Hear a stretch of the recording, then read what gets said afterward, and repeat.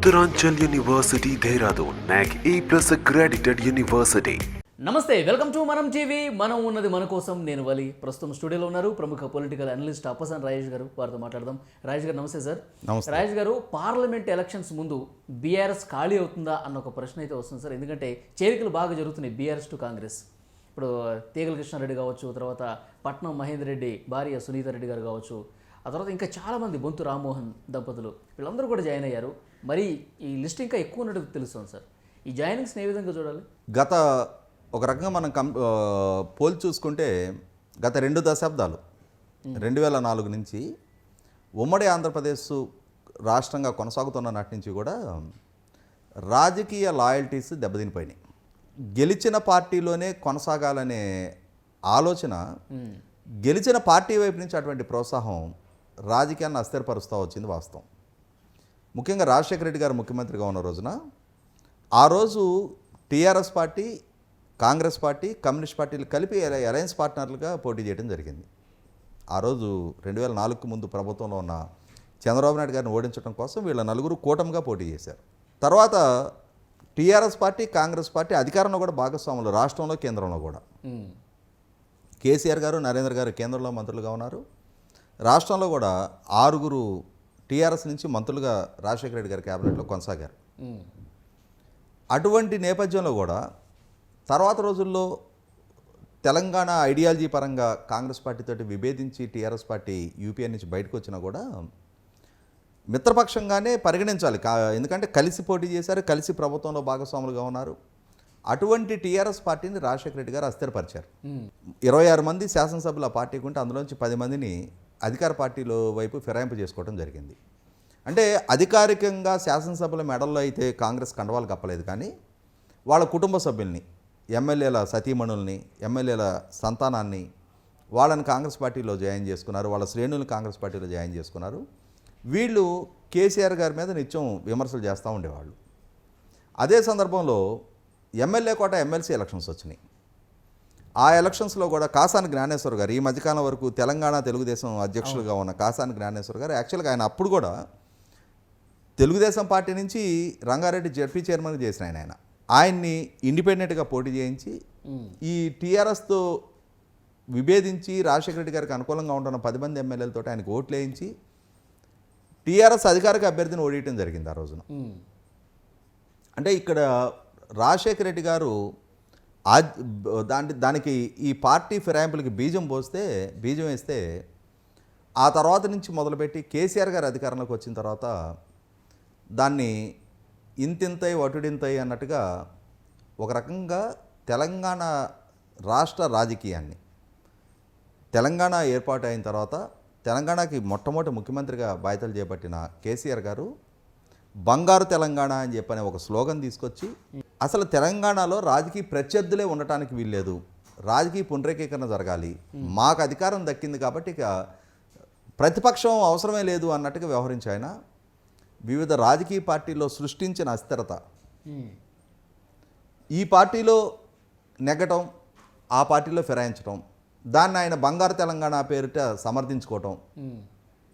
అంటే తెలంగాణ రాజకీయం అంటే అధికార పార్టీలోనే ఉండాలి, నియోజకవర్గ అభివృద్ధి అని చెప్పని ఒక సాగ్గా చూపించి అధికార పార్టీలో కొనసాగితే మాత్రమే నియోజకవర్గ అభివృద్ధి చెందుద్ది, ప్రతిపక్షంలో ఉంటే వాళ్ళని శాసనసభ్యులుగా పరిగణనలోకి తీసుకోరు, ప్రోటోకాల్ పాటించరు, అధికారులు వాళ్ళని గుర్తించరు, గౌరవించరు. ఈ నైజం కేసీఆర్ గారు తెలంగాణ సమాజానికి నేర్పారు. మరి ఇవాళ ఆయన అధికారంలో లేరు, ఇవాళ కాంగ్రెస్ పార్టీ అధికారంలోకి వచ్చింది. ఆయనే నేర్పారు కదా, అధికార పార్టీలోనే ఉంటేనే అభివృద్ధి జరుగుద్ది అని చెప్పని, నియోజకవర్గ అభివృద్ధి చెందాలి అని అంటే అధికార పార్టీ వల్ల మాత్రమే సాధ్యం అని చెప్పని. ఇది 100% ఆక్షేపణీయం. రాజకీయాల్లో మెజారిటీ వచ్చిన పార్టీ ప్రభుత్వాన్ని ఏర్పాటు చేస్తుంది, మెజారిటీ దక్కించుకునే పార్టీ ప్రతిపక్షంగా ప్రజల పక్షాన పోరాడుతూ ఉంటుంది, ప్రజల సమస్యలని లేవనెత్తుతారు, ప్రభుత్వాన్ని వివరణ కోరుతూ ఉంటారు, ప్రభుత్వ తప్పుల్ని ఎత్తి చూపుతూ ఉంటారు, ప్రభుత్వ లోపాలుంటే ప్రస్తావిస్తూ ఉంటారు. అసలు ప్రతిపక్షమే ఉండటానికి వీల్లేదు, రాజకీయంగా నిర్వీర్యం చేసేస్తాను, పార్టీలను అస్థిరపరుస్తాను. ఇవాళ మిగిలిన ప్రతిపక్ష కార్యాలయాలన్నీ కూడా నిర్మానుష్యంగా గబ్బిలా తిరుగుతూ ఉండాలి, మా కార్యాలయం మాత్రం కళకళలాడుతూ ఉండాలి అని చెప్పని కేసీఆర్ గారి దురాశ ఈరోజు ఆయన నేర్పిన విద్య ఇవాళ ఆయనకే నేర్పిస్తున్నారు తిరిగి. ఆయన ఏదైతే రుచి చూపించారో అది ఆయనకే రుచి చూపిస్తున్నారు ఇవాళ. ఇంకా ఎమ్మెల్యేలు ఎవరు జాయిన్ అయినట్లేరు కాంగ్రెస్ పార్టీలో. అంటే బహుశా పార్లమెంట్ ఎన్నికల కోసం కొంత రెస్టైన్ మెయింటైన్ చేస్తున్నట్టున్నారు. ఓకే. లేకుంటే అంటే నాకున్న సమాచారం వరకు ఇప్పటికే చాలామంది అంతర్గతంగా రేవంత్ రెడ్డి గారితో సంభాషణలు సమాలోచనలు చేస్తున్నట్టుగా వార్తలు ఉన్నాయి. ఈ ఫ్రస్ట్రేషన్ ఉంది కాబట్టే కేసీఆర్ గారు కూడా మొన్న నల్గొండలో అంతగా ఫ్రస్ట్రేట్ అయిపోయి ఆ భాషా భావజాలం చూసాం కదా మనం. ఇప్పుడు తనని గౌరవించలేదని చెప్పని ప్రస్తావించే కేసీఆర్ గారు తను కూడా గౌరవించాలిగా. ఇవాళ ఆయన ఏది మాట్లాడినా సమర్థనీయం, దానికి తెలంగాణ అనే ఒక ఎమోషన్ని యాడ్ చేసి చలమని చేసుకున్నారు. 10 సంవత్సరాలు మీకు సాగింది. ఇవాళ ప్రజలు మిమ్మల్ని ప్రతిపక్షానికి పరిమితం చేశారు. ఆ పరిమితం చేసిన సందర్భంగా ఇంతగా పార్టీ లాయల్టీసు ఎన్నికలు జరిగి ఎన్నాళ్ళైంది? ఇవాళ నవంబర్ 30 తారీఖు ఎన్నికలు జరిగినాయి, డిసెంబర్ 7 తారీఖు కొత్త ప్రభుత్వం ఏర్పడింది. అంటే రేపు మార్చి 7 వస్తే కానీ 3 నెలల కాలం పూర్తి కాదు. ఈలోపుగానే రాజకీయ పునరేకీకరణలు, పార్టీ ఫిరాయింపులు ఈ స్థాయిలో చోటు చేసుకుంటున్నాయి అనంటే నిన్నటి వరకు నచ్చిన ఆదరించిన పార్టీ కాదని వాళ్ళు ఇంకొక పార్టీ వైపు నాయకులు చూస్తున్నారు అనంటే అధికార లాలస. అధికారం ఎటుంటే అటే వెళ్ళిపోవాలి. ప్రతిపక్షంలో కొనసాగడానికి సిద్ధంగా లేరు నాయకులు ఇవాళ. ఎందుకు అనంటే ప్రధానంగా వీళ్ళకున్న అంటే ఇవాళ చాలామంది నాయకుల స్థాయి నుంచి వ్యాపారులు పారిశ్రామికవేత్తల స్థాయికి పెరిగిపోయారు. ఇవాళ వీళ్ళ వ్యక్తిగత ఎజెండా ప్రతిపక్షంలో ఉండే నాయకులుగా చలమణి గారా దశాబ్దాల తరబడి ప్రతిపక్షంలోనే కొనసాగిన నాయకులు ఉన్నారు. 8 సార్లు 9 సార్లు 10 సార్లు పార్లమెంట్ ఎన్నికే కూడా జీవితకాలం ప్రతిపక్షంలోనే ప్రభుత్వాలని చుక్కలు చూపిస్తా ప్రభుత్వ పాలసీలు వీళ్ళు అంటే ఒక బిల్లు పెట్టిన సందర్భంగా వీళ్ళు ఏం సూచనలు చేస్తారా, వీళ్ళు ఏం సలహాలు ఇస్తారా, వీళ్ళు ఏం విమర్శలు చేస్తారా అని చెప్పని ప్రభుత్వాలు కనిపెట్టుకొని ఉండేంతటి నిర్మాణాత్మక ప్రతిపక్ష పాత్ర పోషించిన సుదీర్ఘ రాజకీయ నేపథ్యం ఉన్న నాయకుల్ని దేశం చూసిందే. ఇవాళ అందరికందరూ అధికార పార్టీలోనే లేరు. అటువంటి సందర్భంలో ఇవాళ అధికార పార్టీలోనే ఉంటేనే రాజకీయ మనుగడ అంటే ఎందుకు అనంటే డబ్బు ప్రాతిపదికగా రాజకీయాలు ఎప్పుడైతే దిగజారిపోయినాయో, వ్యాపారస్తులు రాజకీయాల్లోకి రావటం మొదలైందో, రూట్ లెవెల్ నుంచి పార్టీ స్ట్రక్చర్లో ఒక గ్రామీణ ప్రాంతం నుంచి ప్రజా సమస్యల పట్ల స్పందిస్తూ పోరాడుతూ ఒక్కొక్క మెట్టు ఎక్కుతా వచ్చిన నాయకులు ఇవాళ కరువైపోయి రెడీమేడ్గా డబ్బు ప్రాతిపదికగా లేదు ఎవరో నాయకుల వారసుల ప్రాతిపదికగా ఇవాళ అవకాశాలు దక్కించుకుంటున్న వాళ్ళు ఉన్నారో వాళ్ళల్లో ఈ ఇంటాలరెన్స్ పెరిగిపోయింది. మన సభలో కూడా సార్ డబుల్ స్పీడ్తో మేము వస్తామని చెప్పేసి అన్నారు కేసీఆర్ గారు.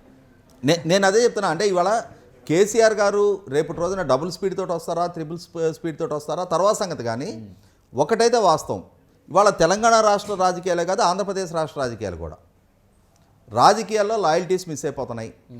ముఖ్యంగా నాయకుల అభ్యర్థిత్వాల ఎంపిక దగ్గరకు వచ్చేటప్పటికి పార్టీలు ఎంచుకుంటున్న విధానాలు కూడా ఇవాళ ఎప్పుడైతే రాజకీయం కాస్ట్లీ అఫైర్గా మారిపోయిందో, ఒక పంచాయతీ స్థాయి నుంచి కూడా నేను సుదీర్ఘకాలం గ్రామ స్థాయిలో పనిచేస్తున్నా, నాకు తెలుసు ఆ గ్రామంలో ఒక పార్టీ తరపున బాధ్యత వహిస్తూ దశాబ్దాల తరబడి ప్రజలతో మమేకం అవుతూ ఉండే నాయకుడు ఒకటి ఉంటాడు. ఓ పంచాయతీ ఎలక్షన్ ఎంపీటీసీ ఎలక్షన్ దగ్గరికి వచ్చేటప్పటికి డబ్బు ప్రాతిపదిక మీద అభ్యర్థిని ఎంపిక చేయాల్సి వస్తుంది, ఎంత ఖర్చు పెట్టుకుంటారు అని. ఎందుకంటే ఇవాళ ఎలక్షన్ అనేది ఒక కాస్ట్లీ అఫైర్గా మారిపోయింది. ఈ ప్రజలతో మమేకమై ఉండే నాయకుడి దగ్గర డబ్బులు లేని కారణంగా వీటికి డిస్క్వాలిఫికేషన్. అది డబ్బులున్న రాజకీయాలతో సంబంధం లేని ఎవడో ఒక అనామకుడు వచ్చి కంటెస్ట్ చేస్తాడు అక్కడ. అది గ్రామీణ స్థాయిలో ఒక పంచాయతీ స్థాయిలోనే ఆ విధంగా ఉన్నప్పుడు ఎమ్మెల్యే స్థాయికి వచ్చేటప్పటికి మరింతగా డబ్బే పరమావధిగా మారిపోయింది. ఎప్పుడైతే డబ్బు పరమావధిగా మారిపోయిందో ఆ వ్యాపారాలు వాళ్ళ వ్యక్తిగత ఇంట్రెస్ట్లను కాపాడుకోవటం కోసం అధికార పార్టీ పంచడం మాత్రమే అది మనుగడ సాధ్యం అని చెప్పనే ఈ విధానం పెరిగిపోయింది. ఇప్పుడు పార్లమెంట్ ఎలక్షన్లో కాంగ్రెస్ పార్టీకి ఎక్కువ స్థానాలు వస్తే ఈ ఫిరాయింపులు ఇక ఎమ్మెల్యే స్థాయిలో కూడా ఫిరాయింపులు జరిగే అవకాశం ఉందండి. 100కి 100 పాళ్ళు. పార్లమెంట్ ఎన్నికలు ఇప్పుడు ఒక క్రాస్ రోడ్లో నిలబడి ఉన్నాయి పార్టీలన్నీ తెలంగాణలో.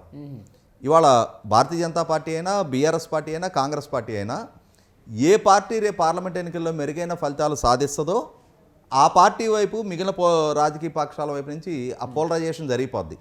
మళ్ళీ కొన్నాళ్ల పాటు ఆ పార్టీ మాత్రమే శాశ్వతంగా కొనసాగుద్ది. మీకు ఒకటే, 2014 ఎన్నికల్లో టీఆర్ఎస్ పార్టీకి 63 స్థానాలు దక్కినాయి.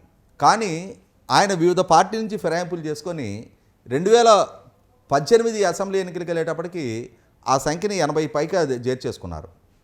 2018 ఎన్నికల్లో 88 స్థానాలు దక్కినాయి ఆయనకి. 119 మంది ఉన్న సభలో 88 స్థానాలు ప్రజలే ఆయన కట్టబెట్టారు, డైరెక్ట్గా వాళ్ళ అభ్యర్థిని గెలిపించారు అని అంటే ఆ సంఖ్యాబలం సరిపోదా? కానీ ఆయన ప్రతిపక్షాన్ని అస్థిరపరచాలి అని చెప్పని 105కో ఎంతకో పెంచుకున్నారు. అది ప్రతిపక్షం నుంచి ఫిరాయింపులు ప్రోత్సహించి ఖచ్చితంగా అది ఆయనకి రుచి చూపిస్తారు. ఇవాళ రేపటి రోజున మెరుగైన ఫలితాలు మళ్ళీ తిరిగి బీఆర్ఎస్ పార్టీ సంఖ్యాబలం పరంగా మెరుగైన సంఖ్యలో ఇక్కడ కనుక ఎంపీలు గెలుచుకోగలిగితే ఆ పార్టీ ఉనికి మనుగడ కొనసాగుద్ది. లేదు అంటే ఆయన ఎట్లయితే తెలుగుదేశం పార్టీని, కాంగ్రెస్ పార్టీని, బీఎస్పీ పార్టీని, ఆఖరికి కమ్యూనిస్ట్ పార్టీ నుంచి గెలిచిన దేవరకొండ శాసనసభ్యుడు రవీంద్ర నాయక్ సిపిఐ పార్టీ ఆయన కూడా ఫిరాయింపు చేసుకున్నారు. బహుజన సమాజ్ పార్టీ నుంచి నెగ్గిన 2 శాసనసభ్యులు ఇంద్రకరణ్ రెడ్డి గారు, కోనేరు కోనప్ప గారు వాళ్ళని ఫిరాయింపు చేసుకున్నారు. తెలుగుదేశం పార్టీని ఫిరాయింపు చేసుకున్నారు, కాంగ్రెస్ పార్టీ నుంచి ఫిరాయింపులు చేసుకున్నారు. అటువంటిప్పుడు ఇవాళ ఈ ఫిరాయింపు కేసీఆర్ గారు అవలంబించిన నీచ సంస్కృతి మనం ఎందుకు ఫాలో కావాలి, మనం మనలాగే ఉందాం, ఇట్లా ఆలోచన చేసే అవకాశం ఉందా? 100కి 100 పాళ్ళు అదే విధానం ఎక్కడో దగ్గర దీనికి అంటే కరెక్షన్ బిగిన్ కావాలి. అంటే ఈ విధానానికి ఏదో ఒక రాజకీయ పార్టీ తిలోదకాలు ఇవ్వాలి. అది ఆదర్శవంతమైన రాజకీయాన్ని ప్రోత్సహించడానికి, కొనసాగించడానికి, పిల్లిమెడలో గంట కట్టడానికి ఏ పార్టీ సాహసిస్తో చెప్పలేం. కానీ ఎవరో ఒకళ్ళు దానికి ఆ నడుం కట్టాలి. లేనప్పుడు ఈ విలువల పతనం ఇట్లాగే కొనసాగుతూనే ఉంటుంది. అంటే వ్యక్తుల ప్రాతిపదికగా, వాళ్ళ వ్యక్తిగత అభిష్టాల ప్రాతిపదికగా, వాళ్ళ అవసరాల ప్రాతిపదికగా ఈ పార్టీల లాయల్టీస్ మారిపోతూ ఉన్నప్పుడు అన్ని పార్టీలు ఒకటిగానే మారిపోతున్నాయి. నిన్నటి వరకు ఈ పార్టీలో ఉండి ఆ పార్టీని విమర్శ చేసి ఇవాళ ఆ పార్టీ అధికారంగా రాగానే నువ్వు మరుసటి రోజే పార్టీ ఫిరాయింపు చేస్తున్నావు అని అన్నప్పుడు ఇంకా 2 పార్టీల మధ్య వ్యత్యాసం ఉంది. ఈ వ్యక్తి నిన్నట్టున్నాడు, ఇవాళ ఇటున్నాడు, ఇతనే కొనసాగుతూ ఉంటున్నాడు. ప్రజలు ఎవరిని విభేదించినట్టు? కాబట్టి ఇవాళ ప్రజలకి కూడా ఒక డోలాయమాన పరిస్థితిలో ఉండిపోయారు. ఇవాళ 100కి 100 పాళ్ళు ఆ పిల్లి మెడలో గంట గట్టగలిగే మొగాడు ఆ రాజకీయ పార్టీ ఎవరో ఒకళ్ళు ముందడుగు వేయాల్సిన అవసరం అయితే ఉంది. Thank you sir.